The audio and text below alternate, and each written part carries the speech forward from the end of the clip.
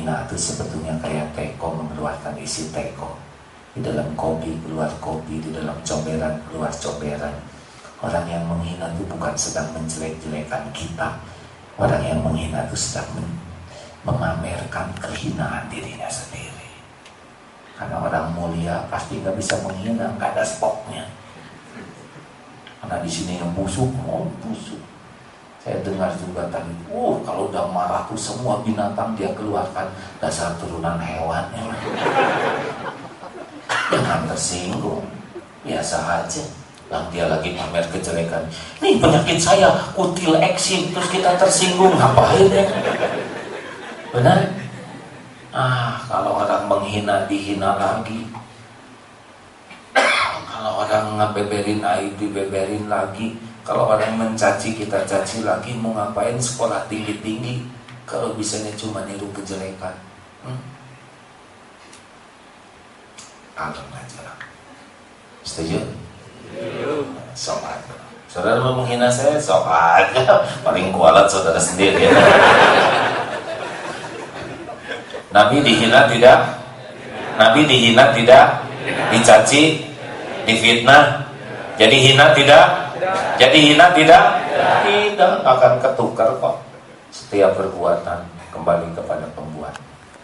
Makanya jangan lebay, jangan ribet. Kalem aja. HHN, hadapi, hayati, nikmati. Pakai ilmu sabar, ilmu puasa. Orang puasa itu sabar. Tahu kenapa? Lapar sabar, haus sabar, lemas sabar. Tahu kenapa? Karena yakin ada azan maghrib. Saya ketawa terus, saya tuh nggak bodoh hari ini. Ini pasti ngetawain diri sendiri nih. Ada azan maghrib, artinya apa? Gempa pasti berhenti, banjir pasti surut, hujan pasti reda, badai pasti berlalu.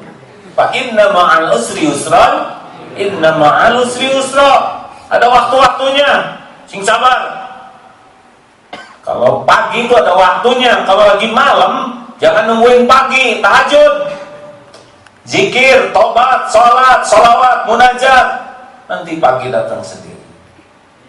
Manfaatkan saat kepahitan itu sebaik-baiknya. Nanti ada saat lapang. Tenang aja. Orang marah sama kita, nikmati itu kemarahan orang sebagai penggugur dosa. Pasti berhenti dia. Mustahil marah seharian, capek. Apalagi marah pakai telepon, dengerin aja. Jauhin dikit. Kira-kira 15 menit. Bos, maaf, putus-putus. Ulangi lagi. Jangan, awas sudah, jangan. Awas, ini tidak boleh diamalkan. Nanti saya ketimbang dosanya.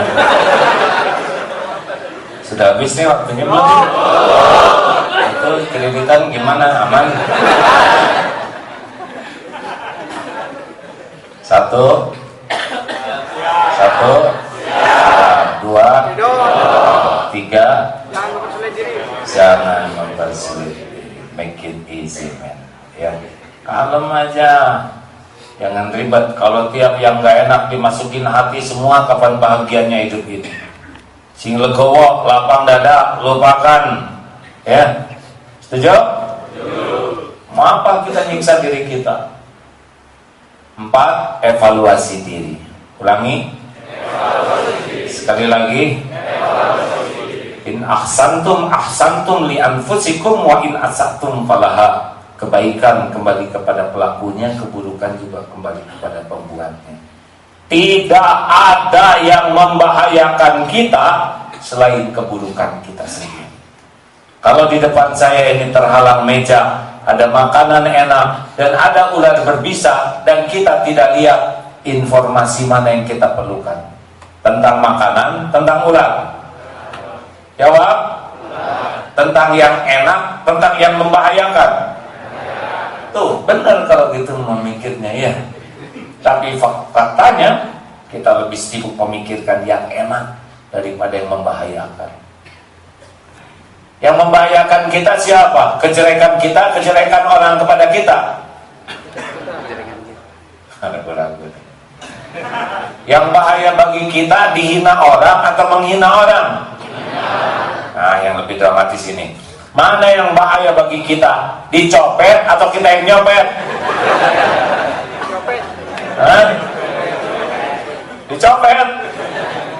Asal copet, masa dia dengerin, Pak, Bu, nggak ada bahayanya.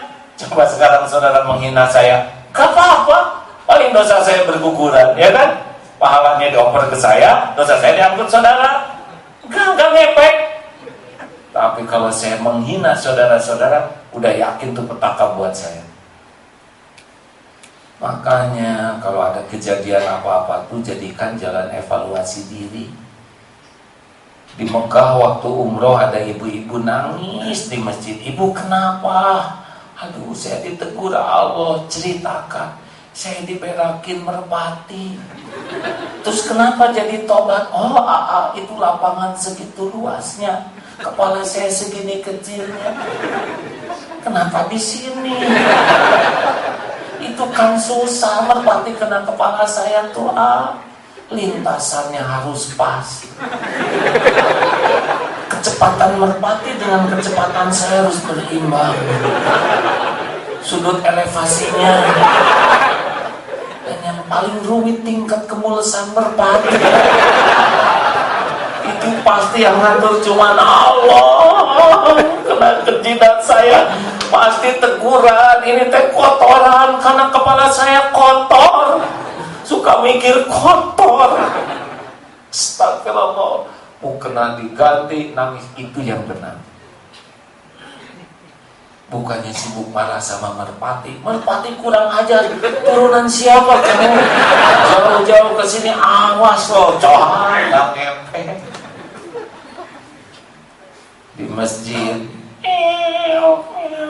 kucing, aduh, ini dikencingin kucing ngaco. Oh, dia yang ngaco. Itu kucing nyari saudara setengah mati itu.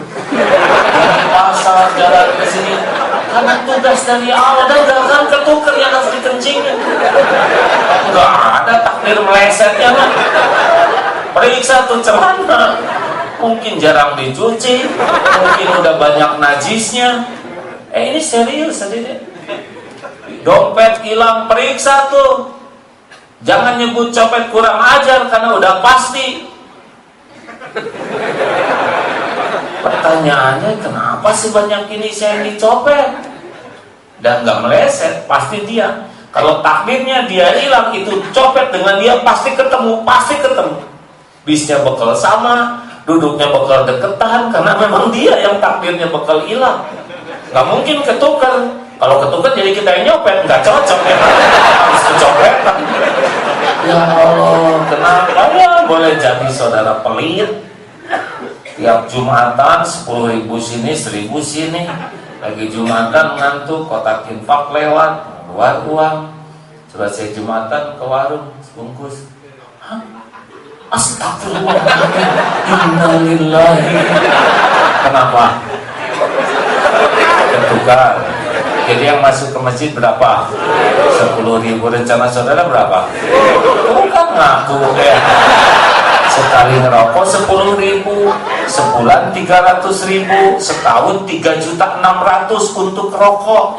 Sekali Jumatan 1.000, sebulan 4.000, setahun 48.000. Merokok berapa? 3.600.000. Jumatan 48.000. Merokok 3.600.000. Jadi siapa Tuhan perokok tuh, Allah atau rokok? Rokok. Makanya tidak ada riwayat perokok itu hidupnya tenang, nggak bisa.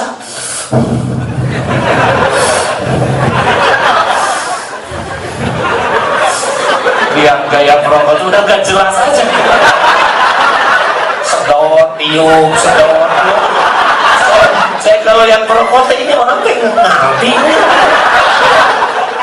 Saudara perhatikan para perokok itu ya, gak jelas sama sekali hidupnya tuh. Salah nih, harusnya diseleksi di sini. Perokok gak boleh masuk sini ya. Gak jelas hidupnya. Halo? Ada yang belum nikah apa? Nanti ini sekedar pesan saya. Boleh punya suami ganteng, boleh. Punya suami banyak uang, boleh. Punya suami pinter, boleh. Tapi lihat dia perokok atau tidak. Kalau dia perokok, saran saya batalkan pernikahan. Kalau undangan sudah dibuat, buat lagi pembatalan. Kenapa?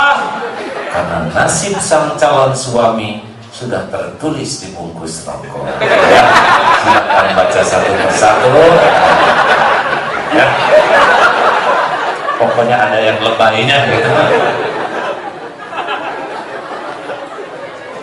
Itu tulisan di sana tuh ilmiah, ya. Pada perokok enggak kayak memang rokok begitu, tapi ya begitulah ya. Terakhir, cukuplah Allah sebagai penolong kita. Apa?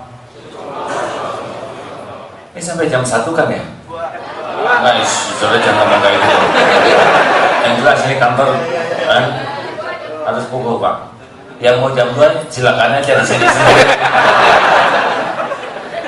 Cukuplah Allah sebagai penolong. Hasbunallah wa ni'mal wakil, ni'mal maula wa ni'mal nasir. Ingat ya, selain Allah itu makhluk.